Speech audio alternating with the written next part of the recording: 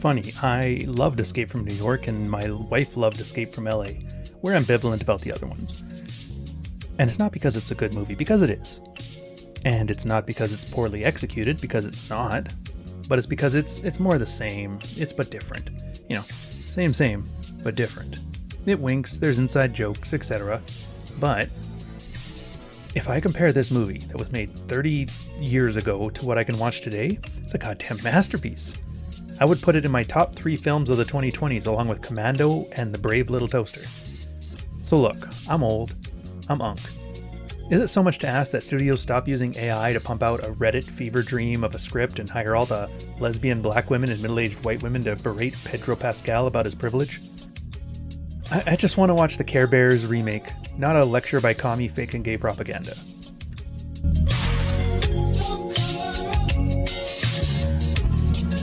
So, what Escape from LA does when it comes to storytelling, that you don't often see anymore, is it relies on the audience being in on the joke. It's more than just a story hitting the same beats that the original did, but it's a joke in Hollywood. I know for a fact, if you grew up in LA, a good 50% of these jokes will land more than if you don't. It's a classic Hollywood sequel. Take the original, made a bunch of money, give the audience the same script, but make everything else bigger, make it badder, make it better. The first movie had an early baddie get killed. This one has an early baddie that gets killed. The last one had a cab driver who loved Snake and drove him around. This one has a tour guide who loves snakes and drives him around. The Duke? Cuervo Jones. Brain and his stacked baddie Maddie? Pam Grier is a troon doing double duty. But she was there for Cleveland. And it's not a bad thing. Nothing is wrong with giving the audience what they want. Not everything has to reinvent the wheel. What I want to point out is that these guys did it, and it worked, and everybody had fun and enjoyed the spectacle, and it was executed well. So what I want you to see is how stories do this today. Nowadays, they wink at the audience. They have inside jokes that don't really land. You know, Trump is the villain, her. They beat nostalgia within an inch of its life to squeeze just a little more credit from your card. Love me, I used to be the hot girlfriend, and now will you just tell me I'm pretty and give me your money? Damned communist pinko bullshit. Like, we don't know how good we had it. They used to just take a known IP just like today, and they made a piece that panders and smooths over the rough edges of a dark film and, you know, adapt it for modern audiences. But back then, that just meant make it family friendly. And you know what? It's not bad. Everybody has fun. We don't have fun anymore. Where this was that veteran who had one more mission and delivers. Now we have the aged out hooker that's a little too old for the job and you just want to see it be over with so you can go back to your wife and tell her you'll be better. I'm just saying, I liked Han Solo. I liked Indiana Jones, but I mean, you know. So where was I? Right. Escape from LA. The movie bombed, by the way. Cost them $50 million to make, grossed half that in the box office. You know how in films it's supposed to double the box office to break even? I mean, and they recoup things with the video rentals and syndication, and thank God for that. The economics just aren't there anymore. Thanks, Netflix, you ruined B-level movies. Now, usually, the movie I talk about either crushes it in the box office or just flops. But they make just as much as like a blockbuster rental. It was an economic model that worked damned well. Too well, almost. You could make a flop and it could work, just so long as it executed well. And this movie's the perfect example. What do you have to say, Pliska? Call me Snake. No smoking, no drinking, no drugs, no women, unless of course you're married, no guns, no foul language, no red meat. It's the land of the free. When an earthquake turns heaven into an island of hell, in the future, if you're a non-heterosexual, a communist, a non-patriot, or an immigrant, ICE will deport you to Los Angeles. I'm gonna give you assholes a chance. What do you say we play a little Bangkok rules? Nobody draws until this hits the ground.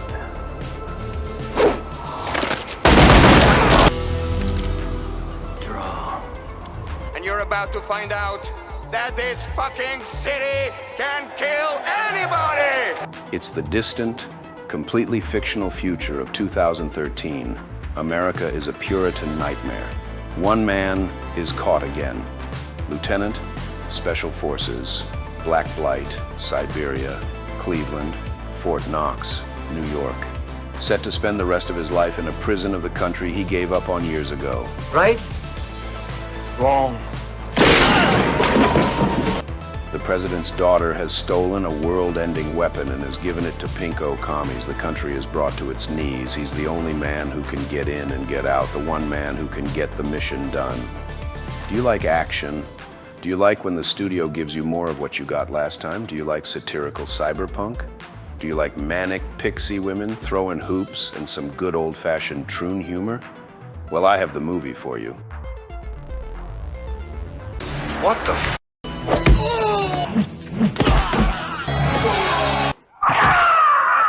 Drop!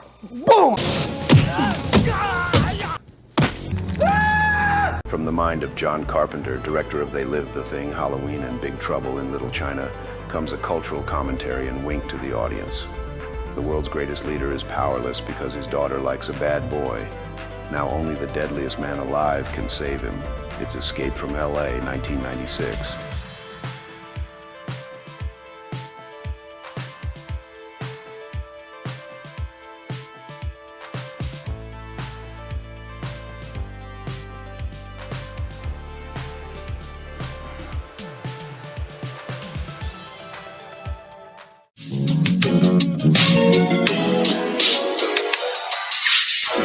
So for the characters, and I love this about the Escape series, nobody ever learns a damned thing from this. Kurt is back in his role as Snake Plissken. I remember during the promos for this stuff, Kurt was psyched. He still fit into his Snake Plissken shirt from the first one, and that's all you really need to know about this character. He doesn't grow, he doesn't change, he doesn't develop. There's no arc. He's Snake and fuck you. And Lee Van Cleef, he passed on, so they got Stacy Keach as Commander Malloy, the Warden of LA or something like that. He's what I mean when I say this was crowd service. With Lee, he was the mirror image of Snake. It was a small detail, but those little touches are what give it heart. This one's just a badass in a uniform. It works, but Anyways, he doesn't learn anything, he's just too smart. And then you have Michelle Forbes as Brazen. She's the 2IC. You may have thought she was Pacino's wife in Heat, or that chick from Jade, the Basic Instinct knockoff. But that's Diane Venora? Yeah, Venora. This one's the Admiral Kane from Battlestar Galactica, but they're basically interchangeable girls. The baddies in 1981 had giant perms, giant tits, resting bitch face. The baddies in the 90s had tussed up hair, cat eyes, very soft looking. Different age, man. Still just as good. And I only bring her up because she would have been way better than, like, what's-her-face that fills the archetype. The chick from who worked with Sam Jackson, the Avengers, the How I Met Your Mother girl. Then you got Steve Buscemi as Map to the Stars Eddie. He's sort of a cabbie Ernest Borgnine character, but they actually play with him more. He's always switching sides depending on who's trying to kill him. He doesn't learn anything, but he's good to have your kids watch him dance and laugh. Carpenter put him in here because he hates Hollywood. If you guys don't know this about him, he hates Hollywood. Hates it. And the idea that the world went to hell and Eddie is still talking like it's Hollywood as usual doing his tour guide stuff, he's got that sleazy used car salesman energy, selling the apocalypse as a theme park. And then you have George Corfus as Cuervo Jones. So this movie is a satire, and he is the satirical character.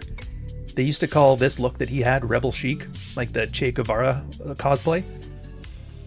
And they use him as a mirror villain to the president. He's a lampoon. He's a commie rebel. Mostly he's just hype. The president wants to have this fascist morality, offering safety, while Cuervo wanted anarchist violence. And so when both the sides are evil in the story, two people are antagonists. Again, no tragic flaw other than he's in Snake way. So in short, Cuervo Jones is a mock heroic rebel, a parody of like leftist revolutionaries and charismatic anti-heroes. He's what happens when rebellion becomes fashion and freedom turns into a brand. And then you have Pam Grier, Carjack Malone, also Hershey Pomus. Wait a minute. Are you saying they put a trans character in a movie before Obama was president? Yeah, but it's not like you think. Like, it wasn't politics or ideology or anything. The world has gotten crazy, and so crazy stuff just happens. Cuervo is fake and gay Che Guevara, and Hershey is fake and gay American narcissism and adaptability. Like, you know, that whole I have to find myself thing? Yeah, just go hog with it. And the funniest part is the craziest person in this movie is the one the Snake respects the most and has a rep. Kind of shows you what happens when you buy into the system, it's actually really clever. She adapts to it. Snake fought against it. Both are in jail now. So guess who else doesn't learn a goddamn thing? So while Cuervo Jones is the poser revolutionary and the president is the fake moralist, Eddie is the opportunist Hollywood exec, Hershey is the realist that changed to fit in, but, you know, still the same Carjack Malone underneath. And then you have some cameos. You got Peter Fonda as the surfing boomer and Bruce Campbell as the Surgeon General. In every hero's adventure, you always have like the swamp creature harvesting organs trope. They just did it here in Beverly Hills. Here, they have it for laughs. And to set up Snake Plissken surfing a car chase for later. Don't ask. Valeria Golino plays Tazlima, who's like the chock full of nuts girl from the last movie. Be hot, die quickly, carry on. Again, it's the new type of baddie. Tussed up hair, cat eyes, no resting bitch face, not as stacked. It's fine, I guess. It's just not the same. So this movie is one big satire, which is what I love about it. It's almost like it's not a movie. It's a YouTube video essay wearing a movie as a trench coat. And it was the 90s. I mean, in the 90s, nobody liked George Bush. They were kind of liking Clinton, but only because everybody else hated his blowjob. The world here, it's like, you know, don't do drugs. The Simpsons are evil. Video games cause school shootings and rock music makes you gay. Stuff was mad annoying. So Carpenter made it into absurdism. Absurdism and satire. America has a lifelong president who's there to save you from yourself. Puritan Nazis. Fucking swell. But he didn't like the hippie leftists either, so he made Che Guevara. But instead of actual revolution, he's just a fuckboy. He likes hype and style and, you know, violence, and he has no substance. This is still big, by the way. God knows I'm tired of seeing Antifa propaganda. It's just as vapid. But hey, this one's got Riz, and he's got the president's daughter as a super laser holder or whatever. So whatever. And everything in this film takes the piss out of everything in America in 1997 or whatever it was. Surgeon General in LA is constantly replacing parts on the socialites who are like sewer goblins. Every chance they have for an inside joke of a street or something in Hollywood, they take it. I caught a few of them, but I can tell from the cadence there's a lot more that I have to Wikipedia, and I can't be bothered. The one thing I don't like about these sort of movies is where they lack that self-containment. Movies, everything I need should be within the 90 minutes, but I mean, it's not a deal breaker. Plus, it's got like a neat little thing where you can kind of just like do some research offline and find out the little Easter eggs as you go through. They really should have leaned on that more. The internet was still new though, so. Anyways, and now I can watch a movie that's a product of its own time when I can barely remember the time it was satirizing. It takes on a new look because of that, a new vibe, a new aesthetic. It makes the age a little bit older, to be honest. Where before it was all winking and inside jokes and a money grab, now it adds to the rich world that built that we are never really privy to. The same way they talk about the shit show in Cleveland, now we have the Hollywood jokes that nobody gets. And it's actually awesome. Like, who'd have thunk a movie gets better with distance and time?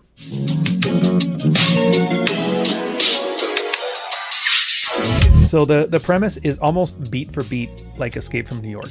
You start off with an earthquake, it strikes the West Coast, turns Los Angeles into an island, and then they deport everybody to it. Prison, deportation zone, whatever. The US becomes it becomes a fascist police state. It's ruled by a lifelong president, outlaws any types of vices, sex, dissent, very demolition manish. The president's daughter, whose name is Utopia, wink wink, defects with a stolen, world-ending EMP weapon and joins rebel leader Cuervo Jones. So Snake, he's captured by the government again after a shootout, and he's offered freedom if he goes and retrieves the device and kills the president's daughter. So to get leverage, instead of injecting him with one of those little explosive devices in his neck, they give him some weird virus. Has like a 24-hour idle time, which they can get rid of. So Snake, again, instead of gliding into prison on a glider, he's shipped down there and he's got like 24 hours to live. He crash lands in the ruins, evades some scavengers who strip bodies for parts. That's in Beverly Hills. That's where he runs into the Tasmina girl. He meets Map to the Stars Eddie, sleazy hustler. He's like, yeah, I could take you to see Cuervo. Cuervo Jones is having a parade through downtown Los Angeles, presenting Utopia and the weapon to his cheering mob. Snake ends up having a little scene where he kind of chases him on a motorbike, eventually gets taken out, captured, and he's forced to play this Bangkok Rules game, which it's basketball. He has to shoot a bunch of shots, just 2 points, get 10 points within 30 seconds or something like that. And every time he does it, he's shooting from a little further away until at the very end he has to shoot a full court shot. Nails it to win. It's not as cool as hitting a pro wrestler over the head with a bat with nails sticking out of it, but I mean, it does what it does. So he ends up then trying to escape, gets shot, gets picked up by Hershey Palmas. Once it was his old collar Jack Malone guy, and they have little conversations about the old times, and then he promises them he can help them all escape if they help him get the device, and he's decided he's probably not going to kill the president's daughter.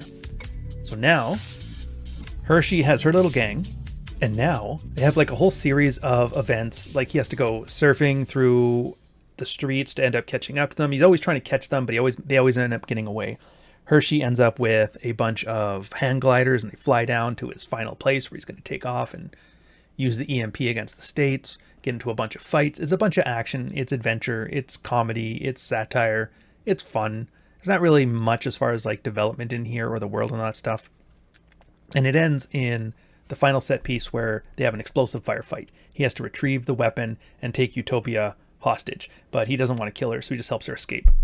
So when they try to flee, he ends up getting Hershey and everybody killed. So everybody in the story gets killed. Eddie jumps off, dives off, saves his own life, and then he gets back to New York, flees away in his stolen helicopter. He's pursued by Cuervo's army. Just like last time, he does a switcheroo at the end, trades them Eddie Map of the Stars CD and keeps the EMP to himself, uses a bunch of gadgets. And because he realizes the president's just a prick the same as Cuervo Jones is, he ends up screwing everybody over, hits the world key for this EMP device, turns off the world, sends it back to the Stone Age. It's not a very complex plot line. And the whole thing is just the power grid collapses, the world plunges into darkness, Nick Bliskin lights a match, welcome to the human race. Like, I don't know how to end this one. It's fun, and it's satirical, and it's the product of its time, and a soft hit of pastiche of what made the other one great. Having said that, with the satire of the things going on, it's bang on. Like, you think you're watching an escape movie, and what you're actually watching is a director whip out his dick in front of Hollywood and do the helicopter for 90 minutes, which makes it way more enjoyable. And yeah, the baddies are different. They got prettier faces, they got straighter hair. They're still baddies, they're just different. And it shows you how even box office bombs would do well in the economy of the 90s. If this were made today, never mind people would freak out about the Pam Grier character. But that would have been it. No more Snake ever again.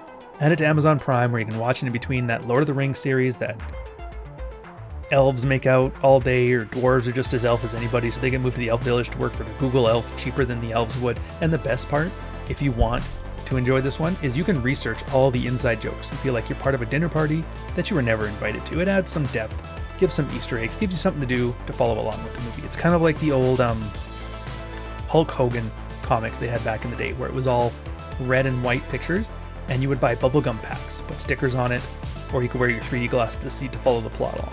It's the same kind of vibe as that. And hey, you know what? It's fun, and it's never coming back, so just enjoy it, because I damn well did. And pick up the board game. I hear it's pretty fun.